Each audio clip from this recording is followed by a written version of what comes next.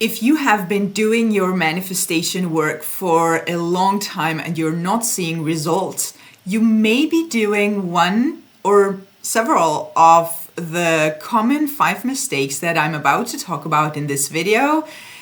And I'm mentioning these things from coaching experience mostly because I have been coaching so many people, and sometimes there are things that repeat with different people, different manifestations, different stories. These are habits that people get into. Nobody does this on purpose, of course. So, and when it becomes a habit, it starts becoming a subtle thing that you stop noticing. And this is the quote unquote danger with these things. And it is my job as your manifestation coach to just make you aware. You may be doing these, and even if it may be very subtle, you will know if you're doing it. If you are ready to take your manifestation a step up with a one-on-one coaching with me, you can book a coaching session from the link in the description box below. If you need help with actually getting the work done, you can check out my full-day manifestation routine course, where I teach you how to create a sustainable, manageable routine for you that actually helps you get the work done. So check it out from the link in the description box below. And let's talk about these very common, unfortunately, but mistakes, traps in manifestation. One of the main things that people do is to treat manifestation as a human thing. What I mean by this is being in your head too much, trying to figure out the human way. Manifestation happens on the next level, on a level above our human 3D experience. Our human 3D experience is the level below where we experience the things that we are manifesting from our mind. Neville Goddard calls this a 4D thinking, 4D way of thinking, something like that. The 3D is our human physical experience. Manifestation happens on a spiritual level. It doesn't work with human logic. It doesn't work with human rules of life. It works the way you already know. Impress with the idea on your own mind, and it will happen. Like literally, it will come to pass in your physical reality. When we get into it as human beings, trying to figure out the human way, we start to figuring out the hows, how about this, how about that, how is it ever going to happen, what if this, what if that, which is something that Neville Goddard at least continuously says to us, that this is not our job to figure out, that's not what you focus on. The problem with that is that you get in your way. This is one way of keeping your mind in lack. If you're trying to figure out how it should or could happen or could not, all you're doing is telling your subconscious mind that it's not here. And that's what it cares about. Do you have it or do you not have it? So leave the human logic out of it. And the worries also about what if it happens, now it will create a different problem. No, it won't, unless you assume it and you manifest it. What if people get hurt? No, they don't. People don't get hurt if you only stay in the end without creating these new assumptions that are very human and understandable, but your subconscious mind isn't working on a human level. So stop trying to figure it out. Something else that goes into this is also trying to take action. It all comes down to not trusting your imagination, not actually really trusting manifestation, that you have to figure it out, you have to do something. And I often hear this excuse from people that, hey, but 3D action or physical action is also a manifestation. First of all, yeah, it's a manifestation of your old assumptions or your old way of being. So if you want to continue with that, be my guest. But if you want to completely shift your story and your experience, you can't be doing half of the old, half of the new. Like, you have to choose here. Are you going to live your old way, trying to figure it out the whole 3D way, the human way, or are you actually going to trust your imagination and manifest it? Because you can't mix the two. I mean, you just can't. I know that it's a good excuse, but it's just that. It's an excuse. Your experiences will change when your assumptions change. You can't force the 3D. Neville Goddard has a term for all of this. Forcing the 3D, manipulating the 3D, going against the very nature of things. These are all his words. It's not going to work. It's not going to at least create a permanent change or lasting. People go crazy about over this word permanent whenever I say it, but lasting change. Let's use that. So get out of your way and manifest through your imagination, and stop trying to figure it out the human way. That's one. The other one is checking and thus validating the 3D too often or at all. Every time you do that, you come from a mindset that says that it's not here yet. Because if it were, why would you check the 3D to see if there's any validation available for you? The 3D moves when you have moved in your mind and you have changed in your mind. You're the first one to change whenever you are manifesting any change in your experience. You are the first one that needs to change if we're going with the word change. The reason I'm saying this is another way of seeing it is to choose. There are people out there saying, oh, you're not changing anything, you're choosing a different reality. It's the same. This is just a wordplay. So you can't get validated from the 3D unless you have given yourself that validation in your mind and enough for it to solidify in your mind. Joseph Murphy, in one of his lectures, says that if you want to know if you have been successful in shifting your identity or shifting your beliefs or changing the assumptions, is to check in with yourself. Because once your beliefs have changed to the point where you couldn't possibly believe in any other reality, regardless of the 3D, that's where you have been successful. And if there's still this back and forth, where is it? Why isn't it coming? The timing, it has been such a long time. 3D isn't moving, 3D isn't moving. You're in your head telling your mind that it's still not here. So the 3D is old news. It's your old manifestation, still your manifestation, but the old one. It has nothing to say to you about your newer manifestations, about what you can or can't have. It's literally old news. So get your head out of the 3D, however you do it. Go in your imagination. That's where divine activity happens. I need to quote Genevieve Behrend, but Thomas Troward, who told, she got this from a Thomas Troward book, where Troward was explaining that your mind is the center of divine operation. In other words, Neville Goddard says, God is your wonderful human imagination. This is where creation happens. Manifestation, creation happens.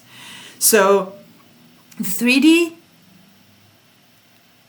gives you no important information about what you can or can't have. So, and we are humans, of course, it's understandable. We have to, like, we live in the 3D. We are manifesting to get our manifestations and experience them in the 3D. But the 3D is not going to give you the validation unless you change the story.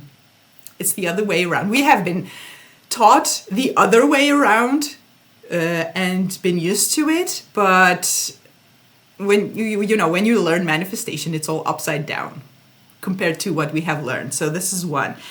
And the third one tied to this is, in a sense, validating your negative emotions. I am not for suppressing negative emotions ever in any situation. But what I mean by this is not so much negative emotions in this case as the negative story, actually validating the negative story without suppressing the negative emotions. This is, by the way, a work I do with clients on one-on-one. I'm not going to go into negative emotions too much, but this is when you give in to your negative story. It's the old story that comes up in your mind and convinces you that for this or that reason, can't have your manifestation. Realize that the negative story is a habit. And when you are manifesting, you're in the process of changing the story, you are creating a new habit. You are replacing one mental habit with the other. It's all there is. Easier said than done. I know. But validating your negative story is going to keep you in that place. Again, all that is telling to your subconscious mind is, okay, this old story is true, I still don't have it. I still don't have my SP is still not contacting me, I still don't have the money, I still don't have the body, whatever you're manifesting. So replace this story. This is what manifestation is about. When the negative story comes up, there are two things you can do it. You can either bulldoze it over with your affirmations, like completely disregard it and like that's not true. This is just not true. That's not the reality. This is the reality. Or negative story comes up and you can recognize it as the old story, old beliefs, and this can also be very helpful. Like, yeah, I used to believe this. This is my old story. It's not serving me anymore. So thank you very much. But right now, my reality says fill in the blank with your affirmations or your imaginal acts. Giving into your negative story it's a habit. Again, another habit that just keeps you in that state. And all these things that I'm mentioning, even though you are doing your affirmations, you are doing all your techniques, your chosen methods that you like doing to manifest your reality. If you then, whenever a negative story comes up and you go, oh, that's actually true, it feels horrible, this is bad, etc., then you're just doing back and forth and not helping your manifestation at all. So please don't do this. The fourth mistake I want to mention is something that a lot of people don't want to do, but I get many of my clients to do it, and they love the results. And that is ignoring self-concept work. A lot of people just want their SP or just want the money. Oftentimes, when your SP contradicts that manifestation, it can create this prolonged manifestation process that is just bringing you nowhere, because your self-concept, your beliefs about yourself are those mostly umbrella beliefs that can change the whole game when they're good. So when you are manifesting a beautiful, love and committed relationship, but your story is that just never happens to me, or I am not worthy of love, or I don't believe in that kind of love because I haven't had the experience, or I was treated badly once, twice, 3 times, 4 times, so I'm really not sure I don't even know what it feels like, etc. These are contradicting stories. And the one that is felt, that is dominant, that is felt as real, felt as true, and is dominant, that's the one that is going to win. So I am always for creating a good, healthy self-concept, regardless of what you are manifesting, because that is something that can change your life in a way that you probably don't even imagine. So it's not just about getting your SP, which is understandable. You want your SP, you want your money, you want your whatever you are manifesting, but you also want to enjoy it, you want to keep it, you want it to last.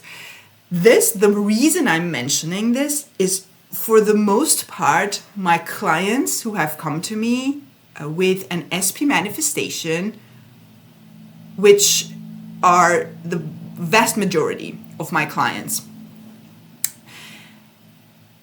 almost in every single case, the problems they have dealt with in the relationship have been self-concept. And the generic story always goes like this. Anna, I met this person. It was so perfect in the beginning. It was just it seemed to be the person or the relationship of my dreams. And then problems started.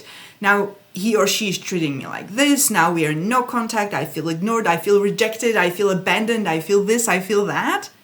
And those are all self-concept. These problems are often much older than the circumstance itself. But if you have these problems, assumptions, let's call them assumptions, about yourself, they are going to manifest. You can't run away from your own assumptions. They're going to manifest, and in order to not ruin a beautiful relationship, I always recommend do your self-concept work while also doing your specific manifestation work. I don't recommend to stop completely manifesting your SP or the money or your health or your weight or whatever you are manifesting literally. But at the same time, do your self-concept. Don't ignore self-concept, because it's super important, and all your manifestations, I would go as far as to say, depend on your self-concept, because you are manifesting this cliche sentence, who you are, not what you want. So, and the last thing I want to mention is this state of I am still waiting for it to happen. The state of waiting. Manifestation is not about waiting something to happen in the 3D. It's about you living in the end in your mind. The 3D is going to follow. The 3D doesn't have the power to not follow your assumptions, good or bad. So when you are still waiting for your manifestation to come, whenever you notice you're in that state, stop, go inside, pick your chosen method, affirmations, any type of imaginal act, and relive that reality as if it's true. Because it's the repetition of that changes your state, that changes you, your being, which then has to experience what you experienced in your mind. So, and this is not about being delusional. You're not being delusional, although sometimes people say it helps to be completely delusional. I don't find this to be about being delusional or a delusion, because you are experiencing a reality and then experiencing it physically. So there's no delusion here. It's creation. It's manifestation of creation.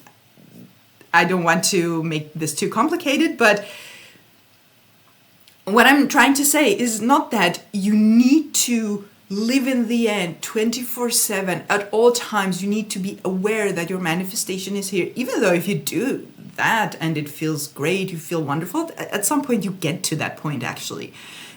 But don't push it. Like force it. It's okay that you know that it's not here yet in the physical, but you need to go inside in your mind and shut off the physical world and experience your manifestation in your mind just enough time so that you get rid of the negative story, you get rid of the resistance, and you change your feeling state.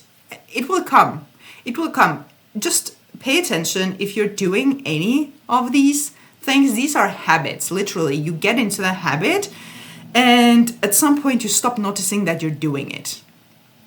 Let me know in the comments which one or which ones you are guilty of, because we all are at some point doing all of this. So I'm just curious. So the remedy for all of it is treating your manifestation as what it's supposed to be. Like, it's not the human figuring it out, working hard, having to explain it to them, or, you know, if they wanted to, they would. Nobody's separate from you. Nobody can not be you pushed out. So all these things that you learn from the law of assumption, bring them together, make it work for you. And if you need a personalized help, I am here. I do offer one-on-one coaching. You're very welcome to book a coaching session with me from the link in the description box below. I will be happy to help you with your manifestations. Check out my full day manifestation course if that's something for you. Have a beautiful day and see you in the next video.